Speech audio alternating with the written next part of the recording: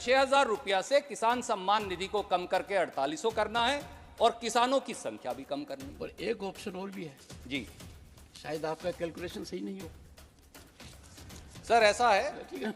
आप ही ने कहा था ये भी एक option अनपढ़ है। जाट पढ़े लिखे जैसा, पढ़ा लिखा जाट खुदा जैसा। कैसे हो सकती है कि खेती विरोधी 3 काले कानूनों के खिलाफ लाखों किसान दिल्ली की ड्योढ़ी पर दस्तखत देते रहे? हुक्मरानों की जबान की अब कोई कीमत नहीं रही? क्या दिल्ली की सरकार की जबान की कीमत नहीं? क्या उसे मानना नहीं चाहिए? 30 लाख करोड़ रुपया जेब हमारी कटी, मजा आपको आया? पहली बार इस देश में खाद पर 5% जीएसटी, किसान के ट्रैक्टर पर 12% जीएसटी, किसान के खेती के उपकरणों पर 12% जीएसटी, किसान के कीटनाशक दवाई पर 18% जीएसटी। आदरणीय सभापति जी, ऐसा क्यों? तेरा अहंकारी आकार तो नजर आता है, तेरा इंसानी किरदार नजर नहीं आता। अंधेरों को चांदनी बताकर बेच रही एंटायर पॉलिटिकल साइंस वाली सरकार की 2 लाइनों में, दुष्यंत जी मेरे साथी की लाइनों में नहीं, दुष्यंत जी की लाइनों में एक परिभाषा, मैं बेपनाह अंधेरों को सुबह कैसे कहूं, मैं बेपनाह अंधेरों को सुबह कैसे कहूं, मैं इन नज़ारों का अंधा तमाशबीन नहीं हूं। एक सेकंड। सारे देश के अगर पोएट्स के पीछे अब ईडी और टैक्स लग जाएगा तो थोड़ा मुश्किल you have diverted. Coming back sir. हाँ, कंटिन्यू सर, एप्रोप्रिएशन बिल हो या बजट, अगर आप इन्हें ध्यान से देखें तो ये मेहनत कशों के लिए नहीं, पेट और पीठ एक करके इस देश के अन्नदाता और खेत मजदूर उनके लिए नहीं, और ऐसा लगता है कि यहाँ ईमानदारी की रोटी कमाने और देश संवारने वाले लोगों के लिए भी कुछ नहीं। कई बार जब इसे ध्यान से देखें आदरणीय सभापति महोदय, तो ऐसा लगता है कि सरकार ने महात्मा गांधी के भारत से मुंह मोड़ लिया है। मैं अपने रिमार्क्स कोशिश करूंगा कि खेती, किसान, खेत मजदूर, गरीब, जो आपका भी विषय है, आपका फेवरेट विषय है क्योंकि आप भी उसी वर्ग से आते हैं, वहां तक सीमित रखूं। आदरणीय सभापति महोदय, तथ्य कभी झूठ नहीं बोलते और सत्य को आवरण की आवश्यकता नहीं होती।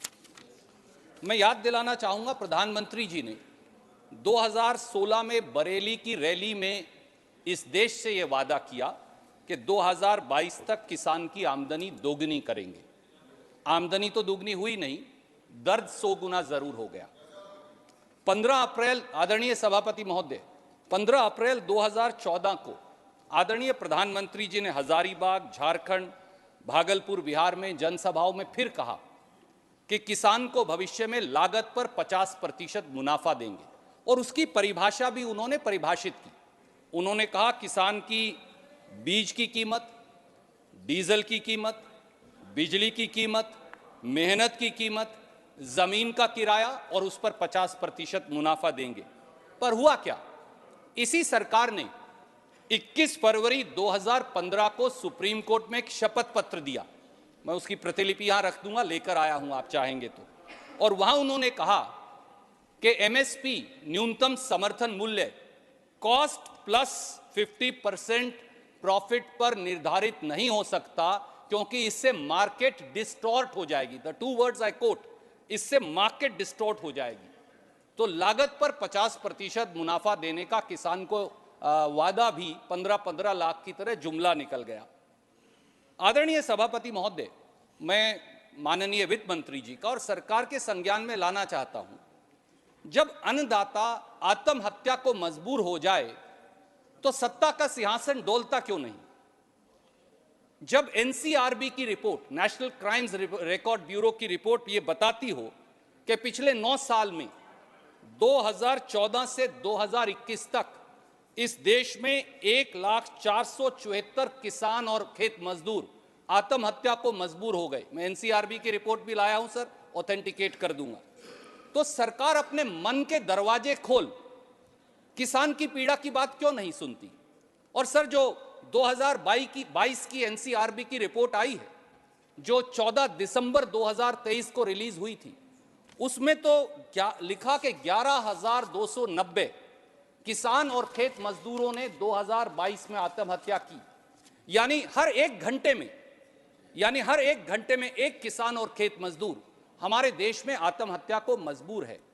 तो ऐसे में सरकार का उस तरफ संज्ञान और ध्यान क्यों नहीं? जब आपकी एनएसएसओ की रिपोर्ट बताती हो, उसकी भी मैं रिपोर्ट लाया हूं सर, मैं कहेंगे तो ऑथेंटिकेट करूंगा कि देश के किसान की प्रतिदिन आय मात्र 27 रुपया है और देश के हर किसान पर 27,000 रुपया का कर्ज है, तो देश की सरकार ये कैसे कह सकती है इस सदन में और इसके बाहर कि सरकार के पास किसान की कर्जा मुक्ति का पैसा नहीं?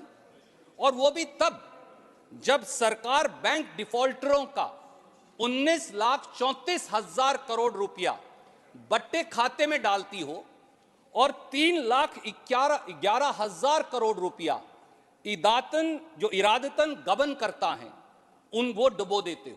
इसको भी ऑथेंटिकेट करेंगे सर बिल्कुल करूंगा मैं, इसीलिए मैं सर आज लेकर आऊं। मुझे मालूम है कि आदरणीय सभापति महोदय इतने विद्वान हैं कि नहीं तो मुझे कुछ कहने नहीं देंगे। You have invoked my intelligence. Yes. And I'm No, sure sir, you I don't place have it to invoke, all on the sir. table of the house. Sir हम सब आपकी इंटेलिजेंस के कायल हैं, इन्वोकेशन की जरूरत नहीं है। आदरणीय सभापति महोदय, सरकार हर बजट में ये जवाब दे देती है। आदरणीय प्रधानमंत्री जी ने भी कहा, आदरणीय वित्त मंत्री जी ने भी कहा, मैं उन दोनों का बहुत सम्मान करता हूं कि हम किसान सम्मान निधि दे रहे हैं, जो काफी है। आज अगर आप उसकी सच्चाई उनके द्वारा दिए तथ्यों पर जानेंगे तो हैरान हो जाएंगे, और 4 तथ्य मैं आपके समक्ष रखूंगा। सर, एग्रीकल्चर सेंसस 2015, उसके बाद तो आया नहीं, जिसकी रिपोर्ट 2018 में आई, उसके मुताबिक देश में 14 करोड़ 64 लाख किसान हैं। पीएम किसान सम्मान में आदरणीय वित्त मंत्री जी ने और सरकार की तरफ से और लोगों ने कहा कि 11 करोड़ किसान शामिल किए गए। तो यानी पहले दिन ही 14 करोड़ 64 लाख में से 11 करोड़ शामिल हुए, तो 3 करोड़ 64 लाख किसान कहां गए? वो उड़ा दिए गए। चलिए कोई बात नहीं। साल 2023-24 में आखिरी बार पीएम किसान सम्मान की 15वीं किश्त 14 नवंबर 2023 को चुनाव से 24 घंटे पहले माननीय प्रधानमंत्री जी द्वारा दी गई, और वो भी सर मैं कागज लाया हूं, वो पीआईबी का प्रेस रिलीज है, और उसमें कहा गया कि 8 करोड़ किसानों को 18,000 करोड़ रुपया मिलेगा। तो आपने कहा 11 करोड़ से अधिक, अब ये हो गए 8 करोड़, तो 3 करोड़ 80 लाख किसान कहां गायब हो गए? एग्रीकल्चर सेंसस से 3 करोड़ 64 लाख किसान गायब हो गए। आपने जो आखिरी किश्त दी उससे 3 करोड़ 60 लाख किसान और गायब हो गए। तो इसका मतलब 7 करोड़ 40 लाख या लगभग 7.5 करोड़ किसान सम्मान निधि की परिधि से ही बाहर हो गए। अब एक और इंटरेस्टिंग तथ्य सर, आपने जो बजट पेश किया माननीय वित्त मंत्री जी और सरकार ने, उसमें आया ये संख्या, लगता है मुझे ये संशय है, और ये संशय आप जब जवाब देंगे तो जरूर दूर करेंगे देश का, कि ये संख्या अब और कम करनी, 7.5 करोड़ तो उड़ा दिए, अब और कम करने। इसीलिए पीएम किसान निधि का पैसा साल 2020-21 में था 75,000 करोड़, अब पता नहीं क्यों 2024-25 में वो घटकर रह गया 60,000 करोड़। फिर मैंने एग्रीकल्चर डिपार्टमेंट का बजट और ध्यान से देखा, उसमें आदरणीय वित्त मंत्री जी और अधिकारियों ने लिखा है सरकार ने कि ये 60,000 करोड़ अब 12.5 करोड़ किसानों को मिलेगा। सब आदरणीय सभापति जी, मेरा और आपका हिसाब थोड़ा कमजोर है, वो आदतन कई बार होता है। मेरा तो नहीं है। नहीं है आप अपने हाँ, आप तो मेरा समय गिन ही रहे हैं सर। मैं यही सर कहलवाना चाहता था, तो इसलिए सर मेरे समय का ख्याल रखिएगा। मैं it was directed there only. Sir 12.5 crore किसान को अगर 60,000 करोड़ रुपया देंगे तो 6,000 रुपया कैसे हुआ? ये तो 4800 रुपए बने। तो वित्त मंत्री जी ने या तो बजट में गलत लिख दिया गलती से, या फिर कहीं ना कहीं तथ्य गलत लिखे गए, या मंशा ये है कि अब 6,000 रुपया से किसान सम्मान निधि को कम करके 4800 करना है और किसानों की संख्या भी कम करनी। और एक ऑप्शन और भी है जी शायद आपका कैलकुलेशन सही नहीं हो सर, ऐसा है, आप ही ने कहा था ये भी एक option अनपढ़ है। जाट पढ़े लिखे जैसा, पढ़ा लिखा जाट खुदा जैसा। आई एम ओनली कोटिंग, तो मेरी कैलकुलेशन बिल्कुल सही है। आदरणीय सभापति महोदय, एक और बड़ी चौंकाने वाली बात है, और एक किसान के तौर पर, एक किसान के बेटे के तौर पर आपको और मुझे और इस देश के 72 करोड़ के करीब किसानों को जो लगेगी कि खेती का बजट ही काट दिया, और जो दिया वो खेती पर खर्च नहीं किया। सभापति महोदय, साल 2020-21 में कृषि विभाग का कुल बजट कुल केंद्रीय बजट का 4.41% था। Facts can be checked.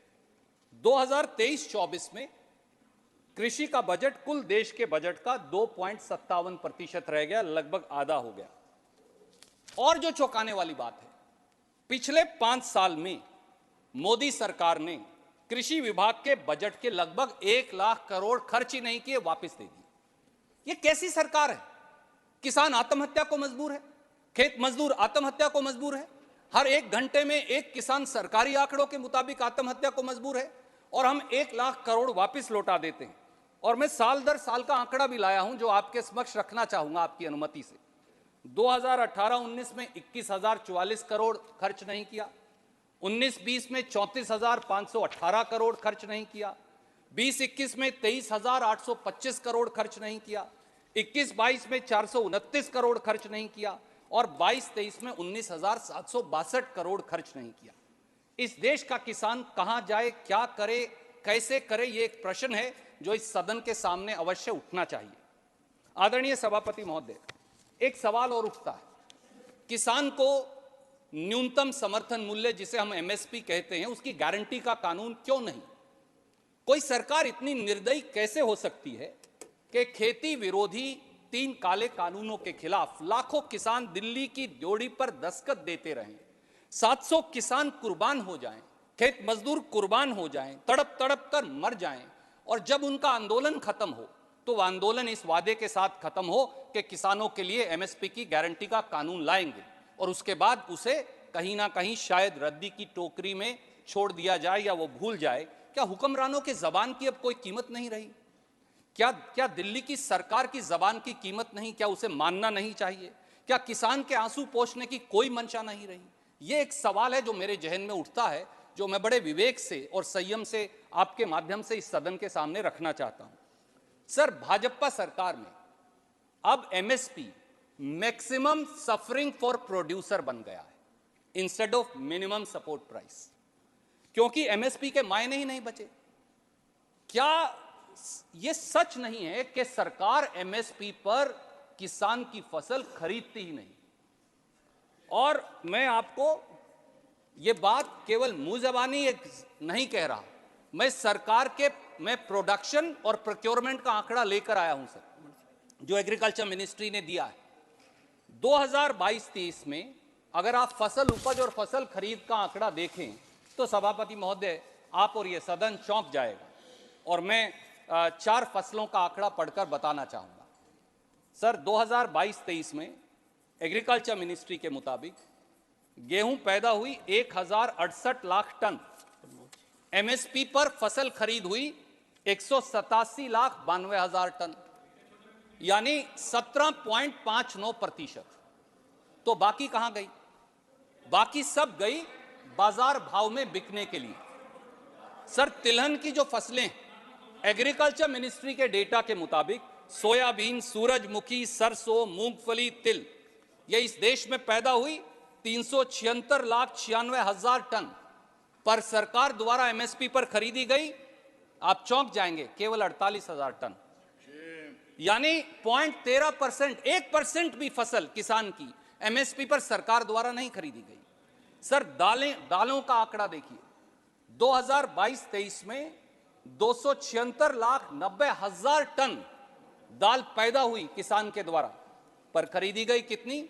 1,20,000 ton MSP पर सरकार द्वारा, यानी 0.43%। कहां जाए? क्या बाजारी ताकतों के सामने झोंक देंगे देश के किसान को?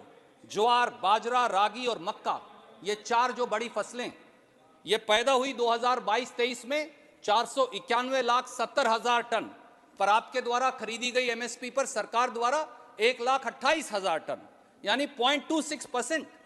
सर, कहां जाएगा किसान? कैसे जिएगा किसान अगर आप उसे बाजारी ताकतों के भरोसे छोड़ देंगे?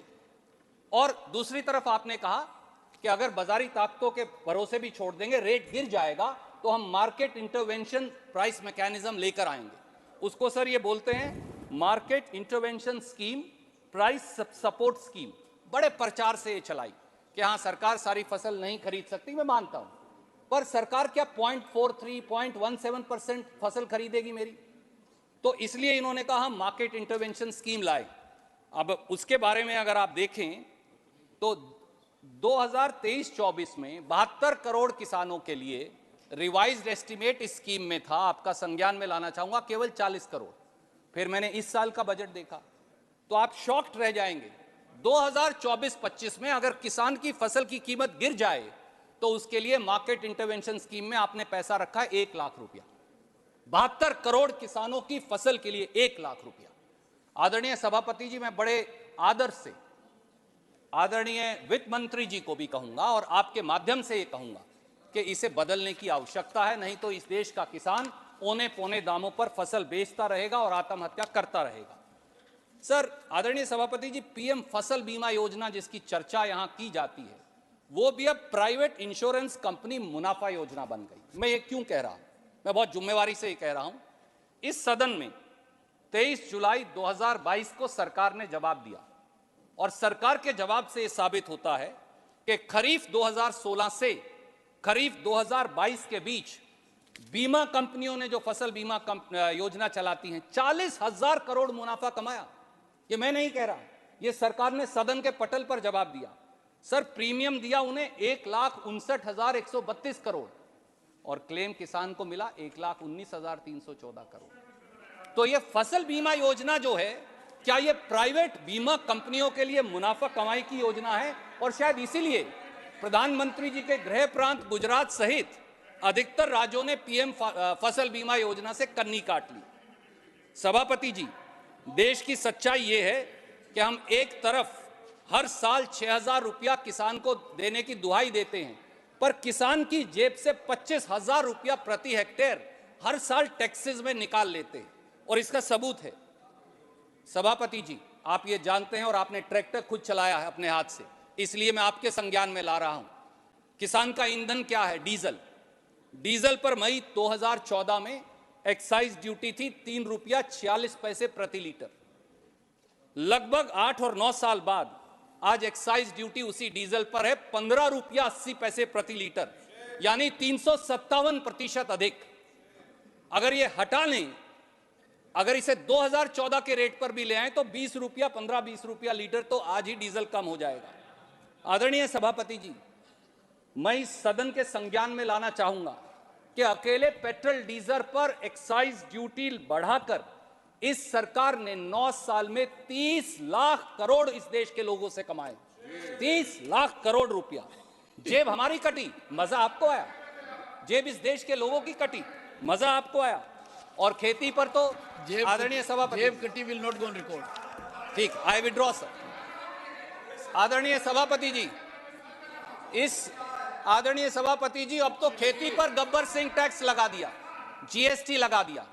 पहली बार इस देश में खाद पर 5% जीएसटी, किसान के ट्रैक्टर पर 12% जीएसटी, किसान के खेती के उपकरणों पर 12% जीएसटी, किसान के कीटनाशक दवाई पर 18% जीएसटी।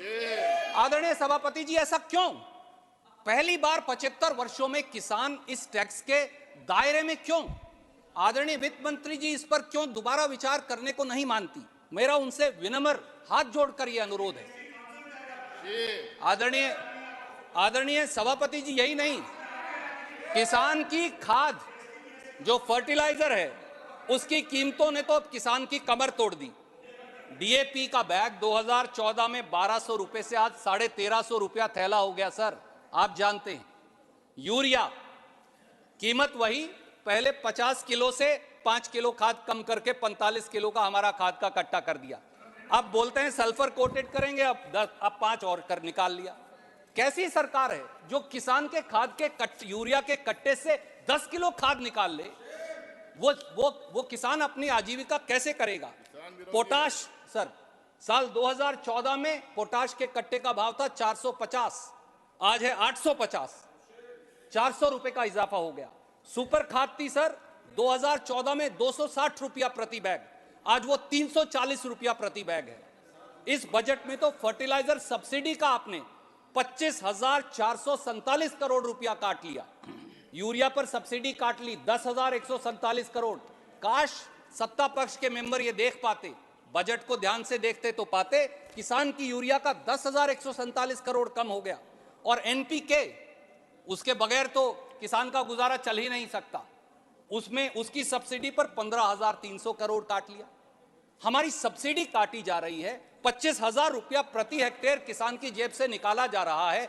किसान को सम्मान निधि पाने वाले 7 करोड़ 47 लाख किसान कम हो गए, और आप कहते हैं कि आपने बहुत वाहवाही लूट ली। आदरणीय सभापति जी, बजट में गरीब के साथ और किसान के साथ ये भेदभाव और भावनाओं से खिलवाड़ यहीं खत्म नहीं होता।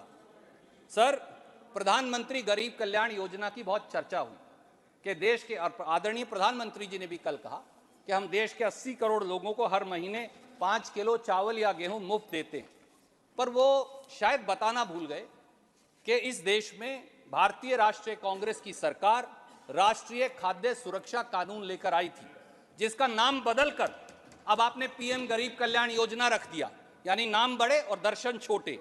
Sir, national food security act में हर व्यक्ति को 5 किलो अनाज हर महीने देने का प्रावधान है। 3 रुपए प्रति किलो पर चावल और 2 रुपए प्रति किलो पर गेहूं। आज के दिन 75% चावल, 25% गेहूं दिया जा रहा है।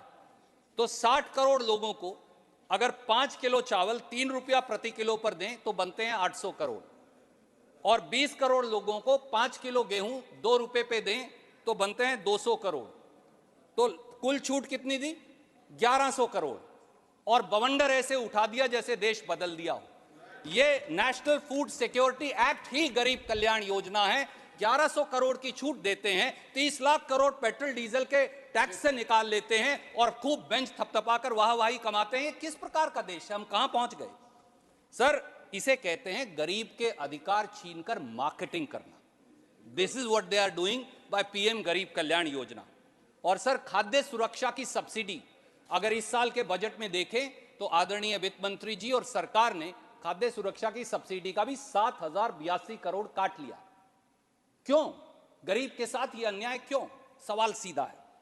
सर, सरकार एससी बीसी कल्याण की बात तो बहुत करती, पर असली बात उसके उल्ट है। साल 2023-24 में एससी समाज की पोस्ट मैट्रिक स्कॉलरशिप का बजट आपने दिया 6,359 करोड़, फिर वो पैसा ही नहीं दिया 5,400 करोड़, 959 करोड़ काट दिए उनके गरीबों के। ये एससी समाज के वेलफेयर की बात है। पीएम अजय, प्रधानमंत्री अनुसूचित जाति अभ्युदय योजना 2050 करोड़ के बजट की 23-24 में आपने घोषणा की, दिया कितना? 450 करोड़, 1600 करोड़ ही उन गरीबों का काट दिया। Free coaching for SC BC विद्यार्थियों के लिए 2023-24 में कहा 47 करोड़ देंगे, दिया कितना रिवाइज बजट में? 14 करोड़ 82 लाख, 32 करोड़ उनका काट दिया। ओबीसी और ईबीसी के लिए श्रेयास योजना लेकर आए, 2023-24 में आदरणीय वित्त मंत्री जी ने बजट में घोषणा की 150 करोड़, दिया कितना? 80 करोड़, 70 करोड़ उनका भी काट डाला। डीएनटी ट्राइब्स के उत्थान की स्कीम में 2023-24 के बजट में आपने घोषणा की 40 करोड़, दिया कितना? 15 करोड़, 25 करोड़ उसका भी काट दिया। मैला ढोने वाले सफाई कर्मचारियों के लिए 23-24 और 24-25 में एक फूटी कौड़ी आपने नहीं दी। उल्टा आपने कहा National Action for Mechanised Sanitation System Namaste लेकर आएंगे। 23-24 में बजट में घोषणा कर दी 98 करोड़, दिया कितना? रिवाइज्ड एस्टीमेट से पता चला 30 करोड़, 68 करोड़ उनके भी काट दिए।